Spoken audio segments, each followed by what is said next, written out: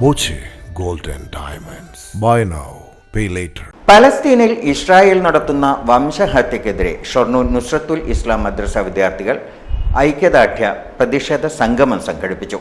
നുസ്രത്തുൽ ഇസ്ലാം മദ്രസ പ്രധാനാധ്യാപകൻ doctor Muhammad കുട്ടി നേതൃത്വം നൽകി.